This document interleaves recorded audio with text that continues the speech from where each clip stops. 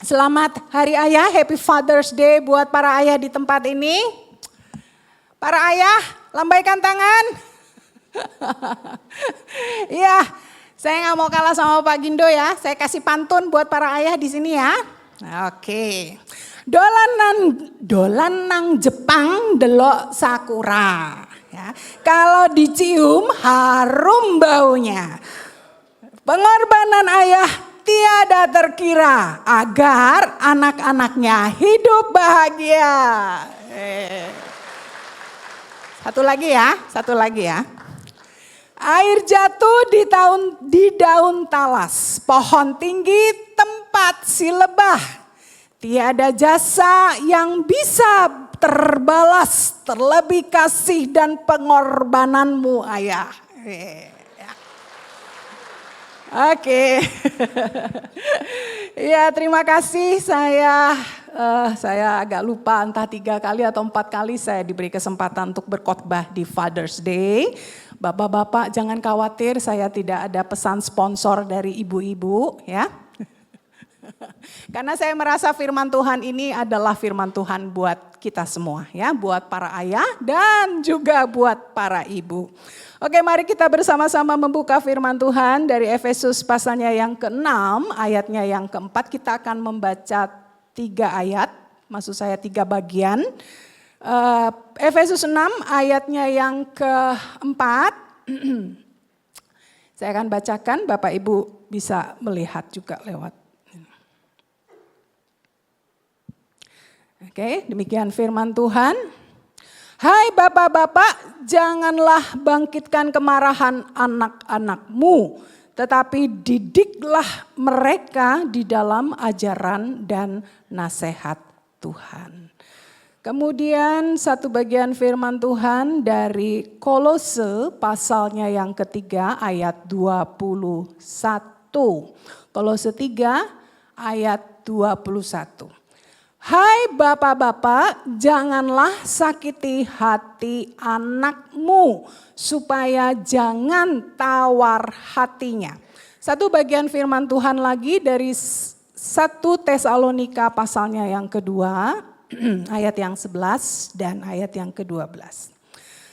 Kamu tahu betapa kami seperti bapa terhadap anak-anaknya. Telah menasehati kamu dan menguatkan hatimu seorang demi seorang.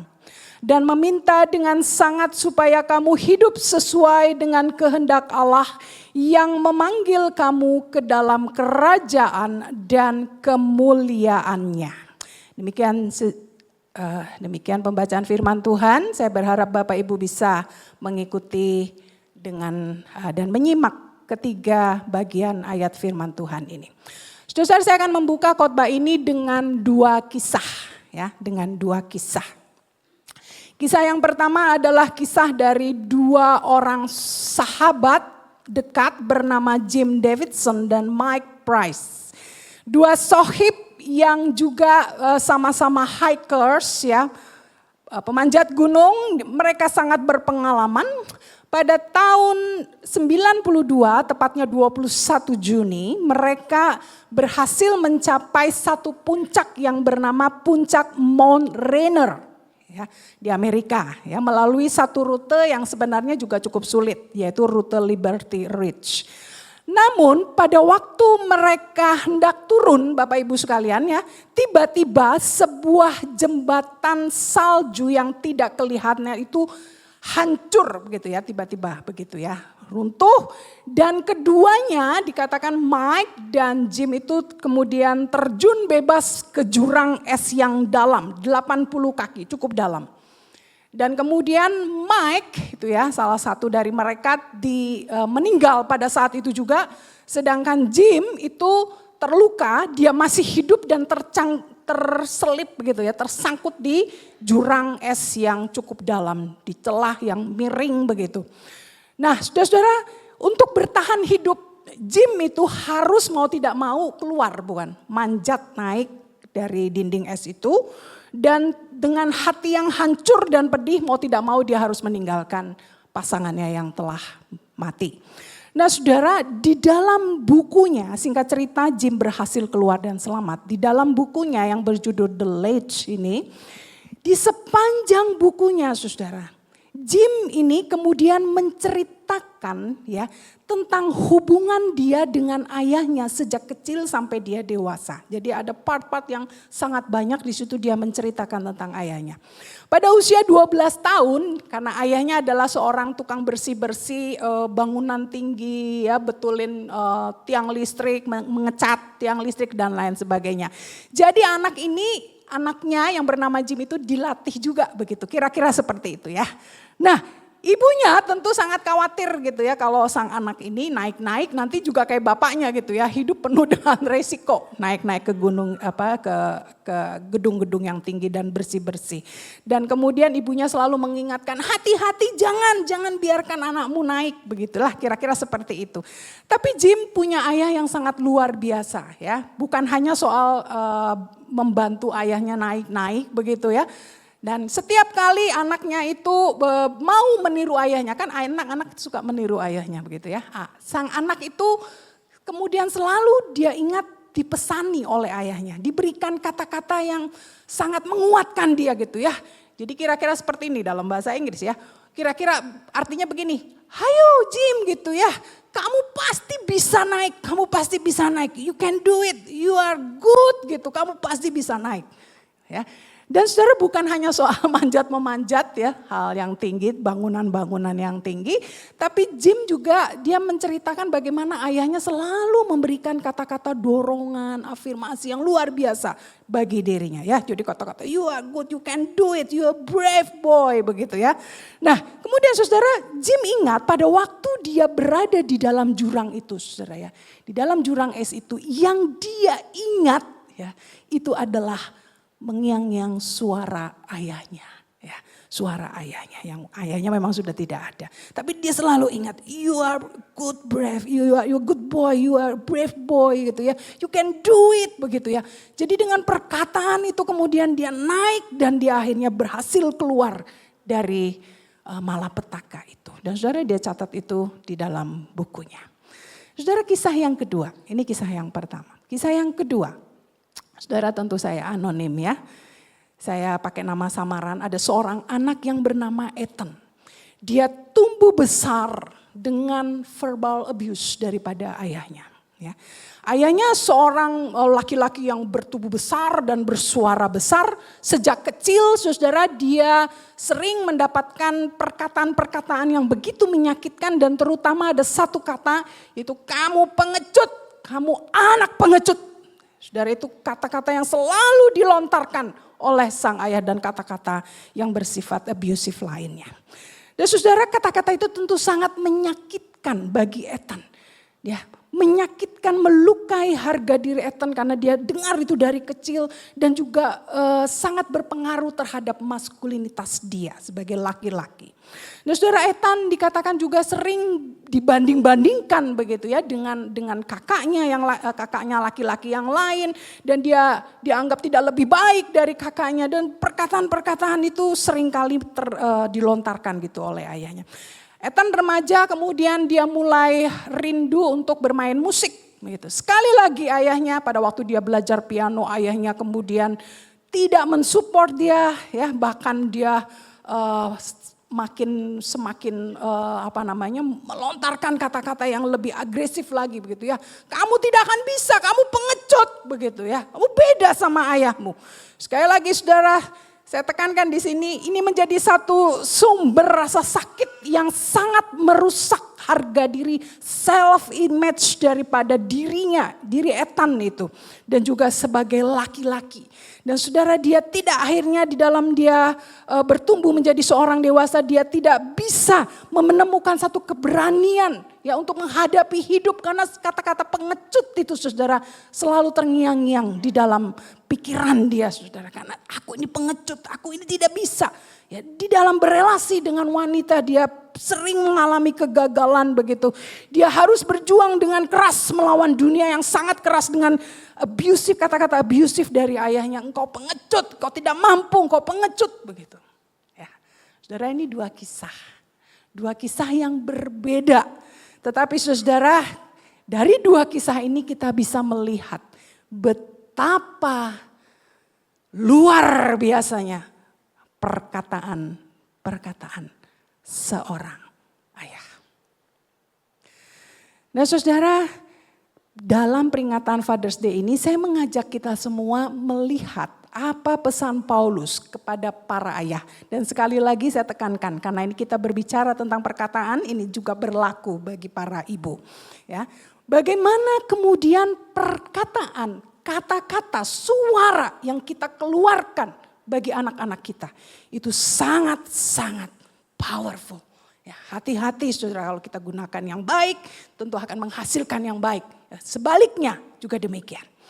Nah saudara, yang pertama kita coba perhatikan di sini. Ya, Paulus berpesan, jangan bangkitkan amarah di dalam hati anak-anakmu. Jangan lukai hati anakmu. Nanti membuat mereka tawar hati. Begitu kata firman Tuhan ya.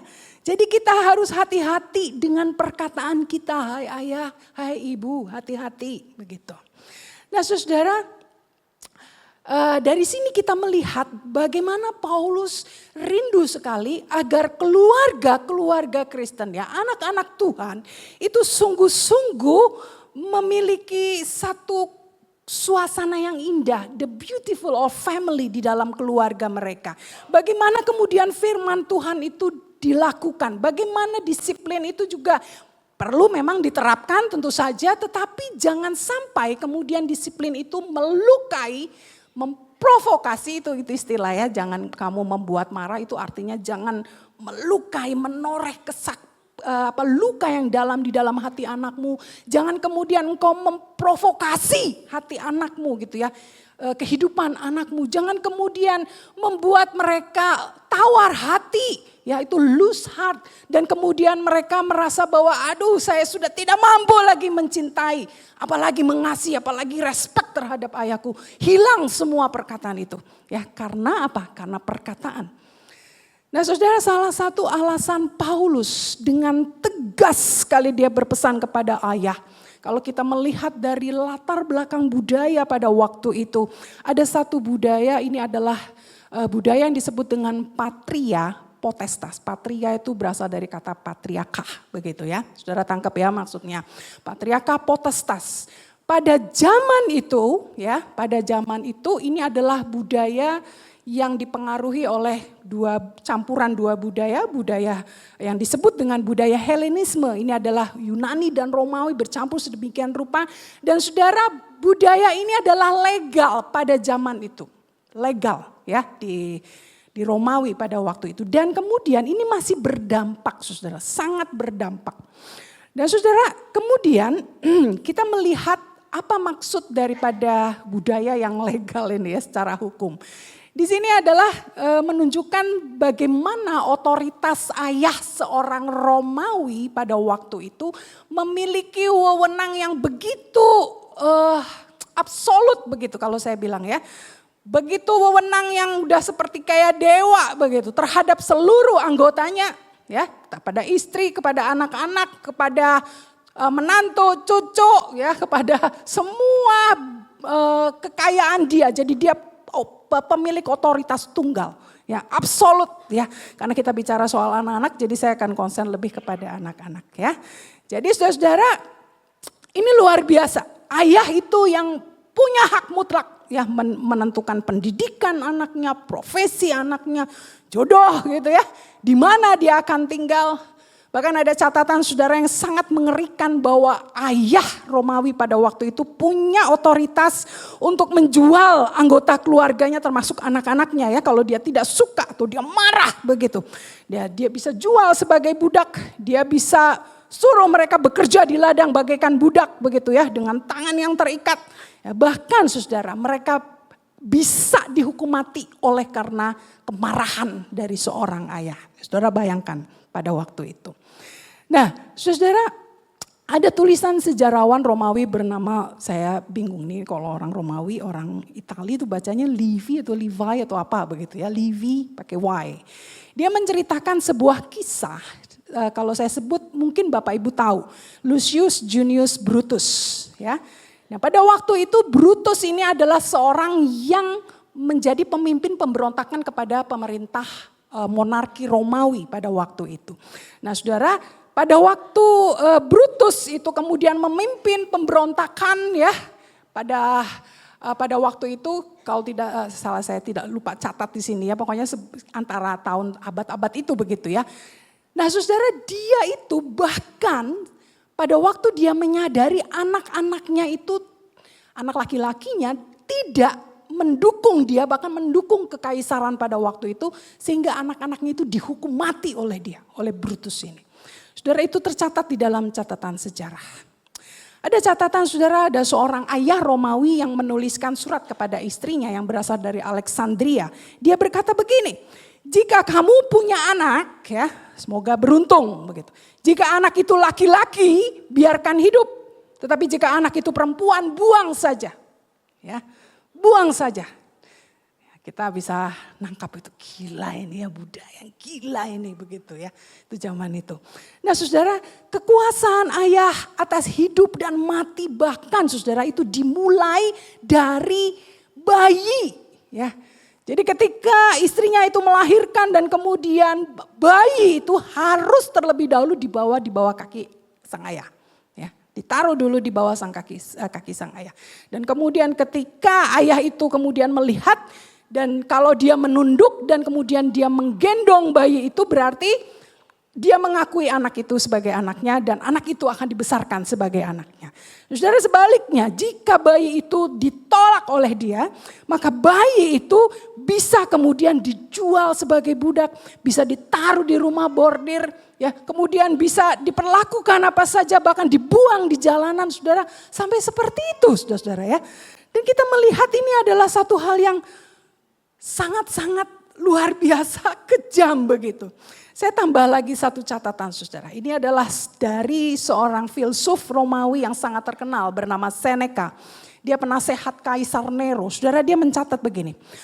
Lembu jantan itu kita sembelih. Anjing gila itu kita cekik.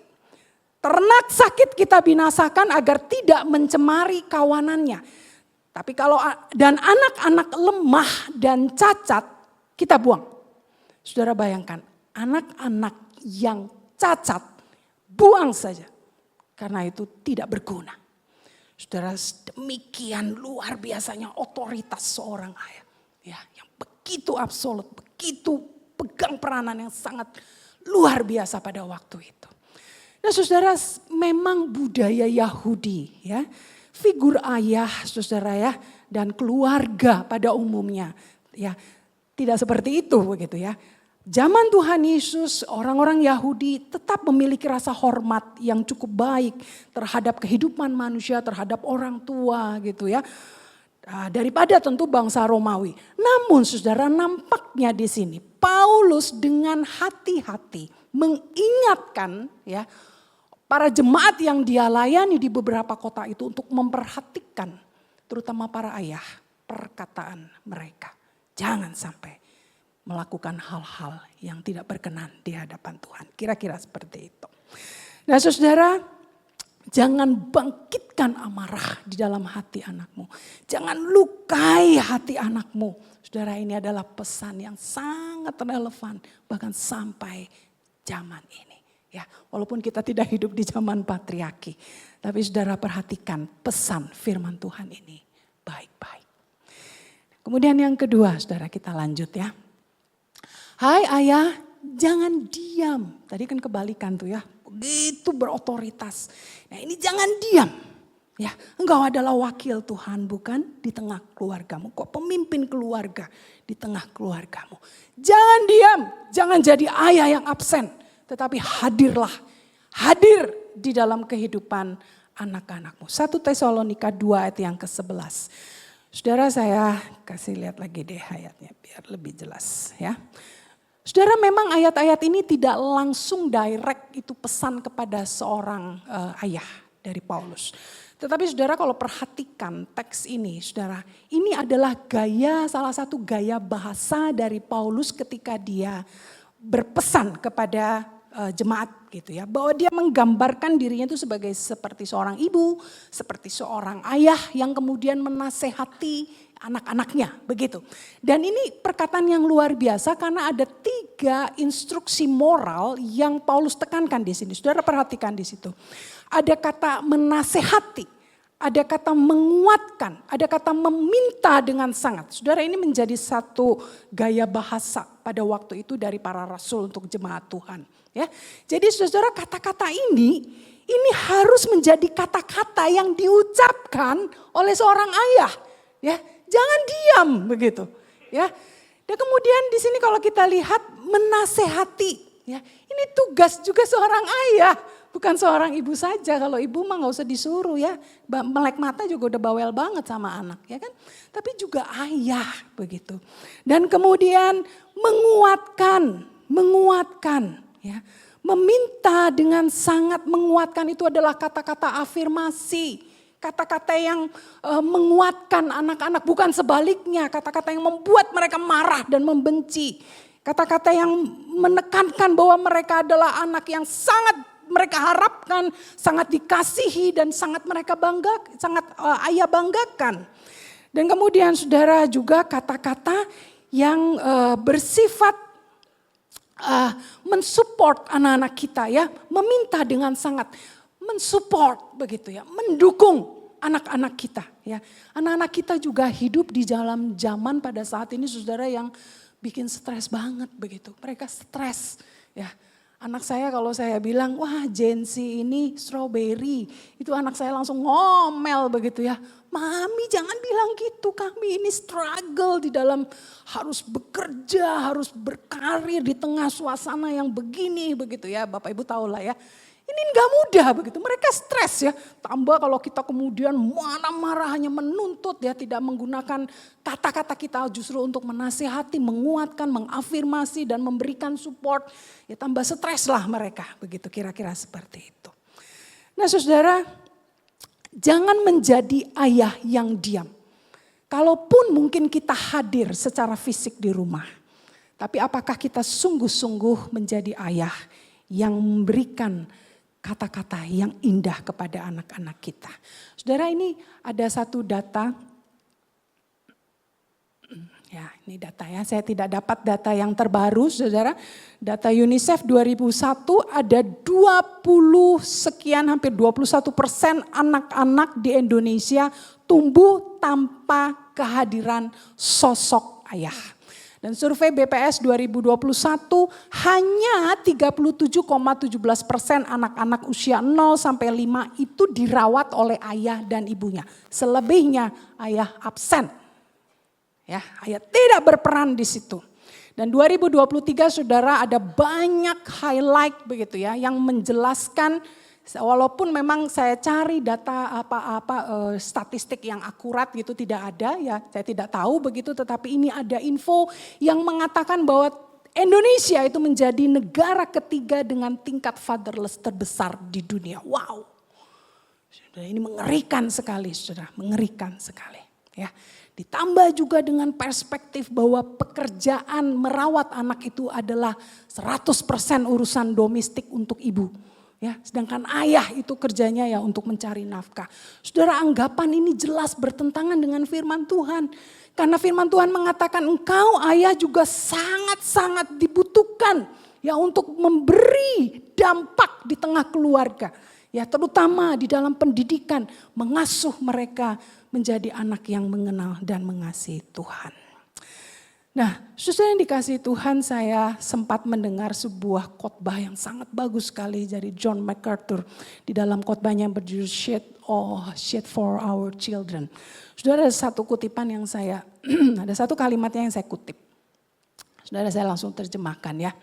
Bahwa kekerasan ya, verbal itu, kekerasan yang terbesar pada anak-anak itu sebenarnya bukan bersifat fisik. Ya. Dan kekerasan yang terbesar pada seorang anak sebenarnya itu adalah membiarkan anak-anak itu sendirian. Ya, entah dia bertumbuh sendirian, entah dia diabaikan, tak kemudian dia tidak dianggap, saudara, ini adalah kekerasan yang paling sangat-sangat menyakitkan bagi anak. Ya, kenapa saudara? Kenapa? Karena anak-anak pada dasarnya dia tidak bisa berkembang secara fisik, spiritual, secara sosial, secara mental dengan baik, dengan sendirinya. Butuh kerjasama dari ayah dan ibu. Dan saudara, pembiaran itu ya, pendiaman itu ya dikatakan ya, itu akan menjadi kekerasan yang paling keras bagi anak sepanjang hidupnya. Waduh, ini waktu saya dengar itu ya saudara, aduh gitu ya. Ini kalimat yang sangat keras, tetapi ini sangat luar biasa. Saudara, satu waktu saya dan suami ngafe begitu ya. Duduk di sebuah kafe dan di sebelah gitu dekat begitu dengan kami. Ada pasangan suami istri juga, tapi lebih tua dari kami, lebih tua. Kira-kira kayaknya lebih tua gitu ya. Gak tahu deh ya, terus tiba-tiba gitu ya, datanglah satu keluarga, suami istri dan anak-anak mereka gitu ya. Terus dari jauh saudara waktu tahu lihat anaknya datang, sang ayah itu ya, sang ayah yang duduk dekat sebelah kami. Dia langsung berdiri, dia peluk anaknya saudara di depan umum di sekian banyak orang. Dia peluk ayahnya, dia peluk anak laki-lakinya itu ya. Kemudian dia cium. Kemudian dia berkata, karena keras begitu saya dengar ya. Selamat ulang tahun, Papa sayang sama kamu, selamat ulang tahun anakku. Saudara peluk anaknya dan kemudian anaknya juga balas peluk ayahnya. Terima kasih papi, makasih gitu ya. Saudara, pada waktu itu yang kami rasakan tentu, aduh langsung kangen anak-anak gitu ya. Anak-anak kami jauh semua, langsung kangen gitu, rasanya pengen nangis. Tapi di satu sisi saudara, saya kemudian berpikir, ini satu habit yang tidak mungkin terjadi on the spot. Betul gak? Betul apa betul? Saudara, ini satu kebiasaan. Saudara jangan pikir ini, aduh bu ini tradisi bule. Tradisi bule, kita kan di Jawa, jangan berpikir begitu. Saudara, ini bukan orang bule, ini orang Malang gitu ya. Saudara, dia peluk anaknya. Dia katakan dengan jelas, Papa sayang sama kamu. Selamat ulang tahun. Saudara, itu powerful sekali kalimat itu bagi saya. Saya mendengar itu. Ini habit yang sudah dibiasakan dari kecil. Satu komunikasi yang baik dari ayah kepada anaknya yang dibiasakan sejak kecil. Ya, dan saudara, indah sekali. Saya dan suami biasanya kalau malam minggu atau minggu tuh kami memang selalu spend waktu sama anak-anak begitu ya. Video call, telepon begitu. Dan saudara, saya selalu ingat suami saya di akhir video call itu ataupun voice call itu dia akan selalu bilang, papi kangen sama kamu, papi sayang, papi bangga sama kamu. Saudara, itu kata-kata yang sangat luar biasa bagi seorang ayah yang berkata-kata kepada anak-anaknya. Ya. Saudara, saya mau tanya pada Bapak Ibu di sini. Kapan terakhir, Bapak Ibu ya, saya tidak berkata kepada ayah saja. Kapan terakhir engkau mengatakan itu kepada anak-anakmu? Bahwa engkau mengasihi mereka. Bahwa engkau merasa bangga terhadap anak-anakmu. Walaupun mereka mungkin mengalami kegagalan umum, saudara-saudara. Kita pun juga sering gagal, bukan? Apakah kita, kapan saudara terakhir ya kita mengatakan, Papa mengasihimu, Papa bangga kepadamu. Ya, dan anak-anak di tempat ini, ya, kapan terakhir engkau mengucapkan kepada ayahmu, I'm proud of you, Daddy. Saya mengasihi engkau, ayah. Aku mencintai engkau, ayah. Saudara, saya mengajak kita semua ingat, ucapkan itu sesering mungkin. Karena ada satu waktu kita tidak ada lagi punya kesempatan untuk menyatakan kasih kita secara verbal, begitu ya, secara verbal dan kemudian tentu diikuti dengan sikap hati kita. Saudara, yang terakhir, ayah biarlah anak-anakmu melihat Kristus di dalam perkataan-perkataanmu. Saudara, tujuan nasihat, sekali lagi kata-kata afirmasi, instruksi moral di dalam ayat yang ke-11 tadi, ya kemudian kita lihat dilanjutkan tujuannya apa, saudara? Untuk apa kata-kata itu diucapkan? Supaya mereka itu hidup sesuai dengan kehendak Allah. Begitu. Ya supaya mereka bisa melihat dengan kata lain bahwa ada Kristus di dalam dirimu sebagai orang tua. Begitu. Nampak sekali ada Kristus yang telah merubah hidupmu. Dan itu nampak melalui perkataanmu, itu nampak di dalam caramu kemudian menahan diri, menahan amarah. Saudara, saya tidak berkata disiplin itu tidak boleh. Saya pun juga melakukan disiplin karena anak yang melakukan kesalahan itu harus diberikan peringatan. Harus diajarkan begitu. Disiplin itu sangat perlu. Tetapi jangan kemudian pada waktu kita melakukan disiplin, kita melakukan dan mengucapkan sekali lagi kata-kata yang tidak tepat bagi mereka. Akan melukai harga diri. Gitu ya, saudara gunakan kata yang tepat. Duh gimana bu, Allah lagi emosi begitu ya. Lagi emosi ini gimana begitu ya. Nah saudara, saya ingin menjelaskan begini. Ya, kita belajar dari Tuhan Yesus. Kita belajar dari Tuhan Yesus ya. Saudara, kita tahu pada waktu Allah menciptakan alam semesta ini. Ya, Tuhan menciptakan alam semesta ini. Apa yang dia lakukan? Dia membuka mulutnya, bukan? Dia membuka mulutnya. Dia berfirman. Dan dia mengucapkan itu sehingga alam semesta ini jadi. Sehingga saudara dan saya ada begitu. Dan kemudian dia menopang memeliharanya. Dan kemudian pribadi yang kedua dari Allah Tritunggal, Tuhan Yesus itu ketika datang ke dunia berinkarnasi, dia disebut apa? Dia disebut sebagai firman itu sendiri. Dia adalah logos, ya, dia adalah perkataan Allah. Dan setiap perkataan, setiap ucapan dari Tuhan Yesus dari mulutnya itu adalah kata-kata ilahi yang menunjukkan siapa dirinya. Begitu di hadapan manusia, bahwa dia adalah Allah alam semesta, dia Tuhan dan juru selamat. Namun saudara-saudara, logos itu, firman itu, perkataan itu, ya, perintah dari Tuhan Yesus yang kadang begitu kuat, begitu tegas, dan kadang begitu keras dan menyakitkan manusia, saudara, ya, sangat menyakitkan pada waktu mendengar perkataan Tuhan Yesus yang sangat tegas, begitu sangat keras. Di balik semua itu, saudara, ada terkandung kasih yang luar biasa. Kasih yang rela berkorban. Saudara, kasih yang begitu mengasihi. Sehingga akhirnya dia bahkan rela mati bagi orang-orang yang dia layani. Saudara, itu Tuhan kita. Saudara, dengan arti lain begini saudara. Pada waktu kita mendisiplin anak-anak kita. Saya mengerti sekali, saya orang tua ya. Mendisiplin, kita marah sama anak-anak kita. Saudara, pastikan bahwa anak-anak itu pun tahu ayahku marah. Karena ayahku mengasihi aku. Kelihatan dari mana? Begitu ya. Mungkin pada saat itu dia begitu juga marah. Begitu karena kita marah-marah begitu ya. Kita mengingatkan dengan tegas. Dan mereka bisa melihat karena apa?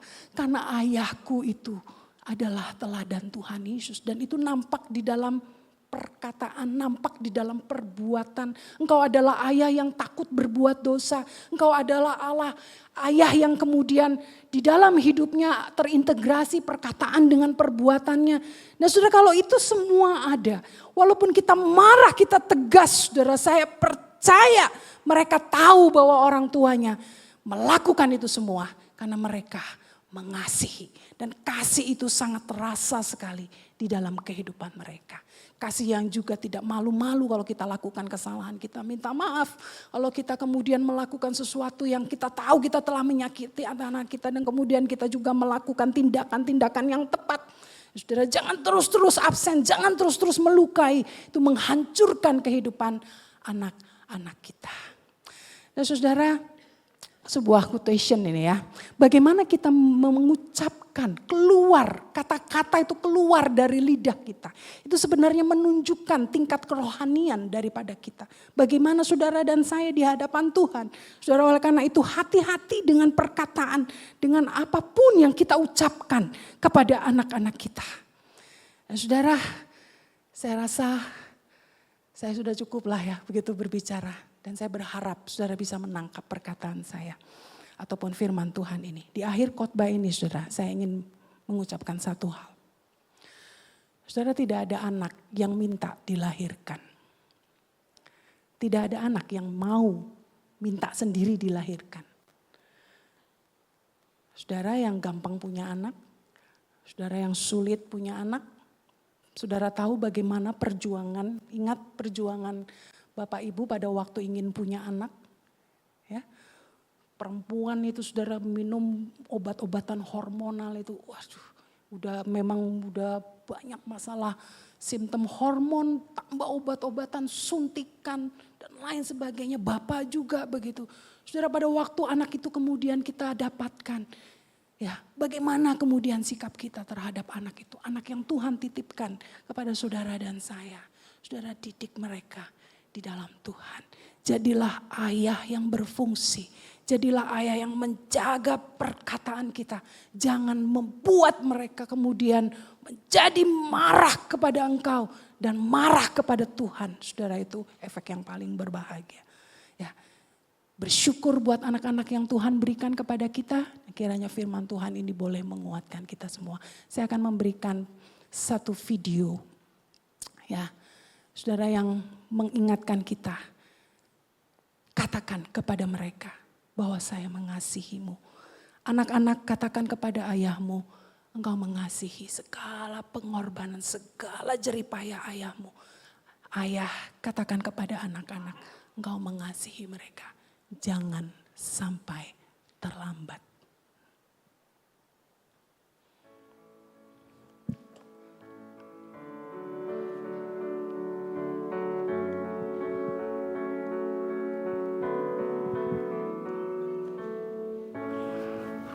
This is slightly intimidating.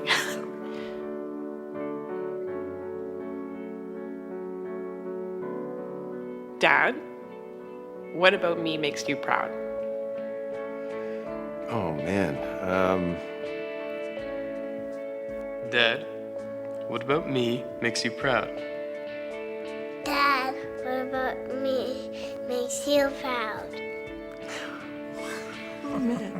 Dad, what about me makes you proud? And I have to answer that one? Yes. Just about everything that you do. You're loving. You're funny. I could go on and on. What makes me proud about you is you just being yourself. I had trouble with alcohol. It was actually an intervention. Even with all the other people there, you were the real reason that I made the decision to go into the treatment center that I did. And thank you. Thank you. You're helpful. Yeah, you forgot the funny part. Your attention to hygiene. Dad, I'm grateful to you for choosing to stay when I was little. Why am I crying? At the time when I'm graduating and I'm packing up and leaving, then it's really gonna hit me. And I think about a time when if you're not around, like that would be awful. But like you're the person that would always laugh. Dad, I'm grateful because we didn't know how long you were going to be with us, so we're so happy that you're still here. Dad, I'm proud of you for knowing that the most important thing was to just give your kids so much time. I've always been impressed by you. You made it easy. Thanks. I miss having the chance to just check in with you. I miss your sketchbooks. I love you. I love you too. We don't say it enough. Hey. I love you, Dad. It doesn't compute until they're gone.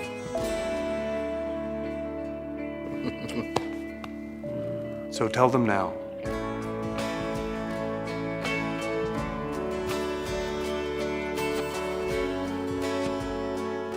Sort of weird standing so close to you. Saya mengajak para ayah untuk boleh berdiri di tempat. Bapak Pendeta Gindo akan mendoakan bapak-bapak semua.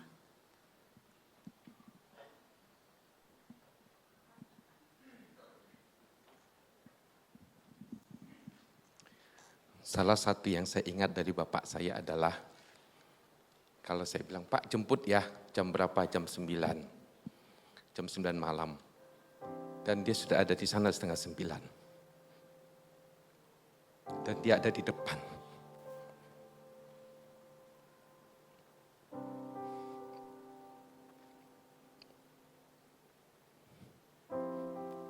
Itu punya kesan buat saya.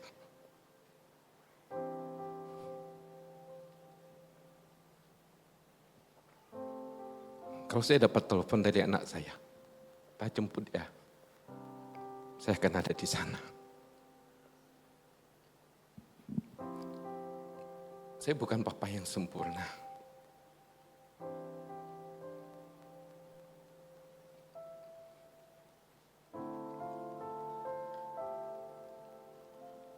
Saya kalau ngomong kadang-kadang kurang tepat begitu ya. Sampai istri saya bilang, Papa tuh kalau ngomong kayak mengintimidasi. Saya kepikir, iya. Mari para ayah, saya mengajak kita sama-sama berdoa.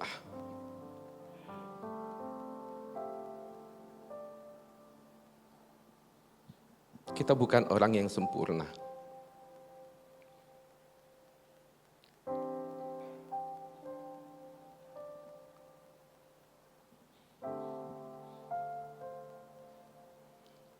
Tapi kita rindu, kita bisa menjadi yang lebih baik lagi. Saya mengajak para ayah, mari kita taruh tangan kita di dada. Saya juga mengundang para suami untuk juga boleh bangkit berdiri. Mari kita sama-sama taruh tangan kita di dada. Saya mengajak kita sama-sama para ayah, para suami, untuk kita berseru di hadapan Tuhan. Memohon supaya Tuhan menolong kita. Bagi para istri, anak-anak,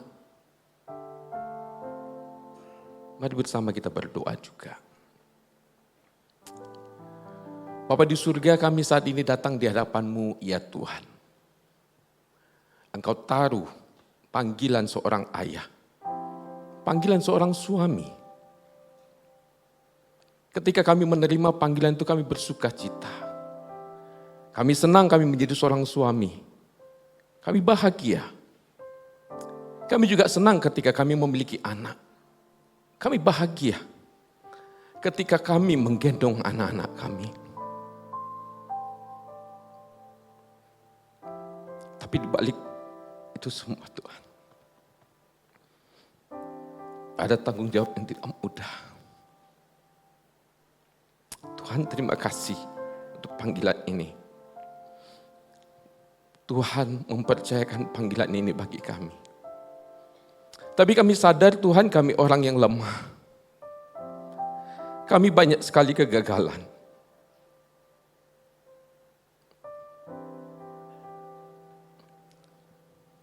Tuhan ampuni kami.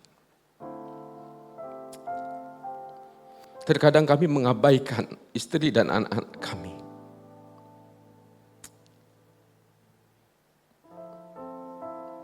Tuhan tolong, supaya kami bisa membagi waktu dengan baik. Dan menggunakan momen demi momen yang ada, waktu yang masih ada. Untuk kami boleh menyatakan hati Tuhan buat istri dan anak-anak kami. Tuhan, tolong kami. Berkati istri dan anak-anak kami ya Tuhan. Terima kasih untuk mereka yang dengan setia, dengan penuh kasih, menerima kami, menghormati kami.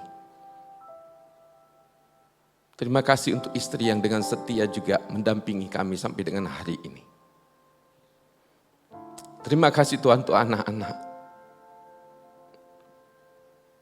Terima kasih ya Tuhan. Dan saat ini Tuhan mau berdoa untuk setiap kami para ayah, para suami. Tuhan curahkan hikmat yang daripada-Mu Tuhan turun atas kami. Kiranya Tuhan kekuatan yang baru terus Kau berikan kepada kami ya Tuhan, sehingga kami bisa mengerjakan tanggung jawab ini dengan baik. Tuhan, kiranya damai sejahtera-Mu menaungi hati dan pikiran kami ya Tuhan, sehingga tutur kata kami, sehingga semua hal yang kami lakukan menjadi berkat bagi istri dan anak-anak kami. Tuhan Kau kuatkan iman kami. Supaya ya Tuhan, iman kami pun boleh menjadi warisan yang indah bagi anak-anak kami. Terima kasih ya Tuhan, terima kasih untuk anugerah-Mu. Kami terus melangkah bersama dengan Tuhan. Kami akan terus mengerjakan panggilan ini juga dengan setia. Bukan dengan kekuatan kami, tapi dengan kekuatan yang daripada-Mu. Terpujilah Engkau ya Tuhan. Dalam nama Tuhan Yesus kami berdoa. Mari para ayah, para suami mencintai Tuhan, yang dicintai Tuhan kita sama katakan, amin.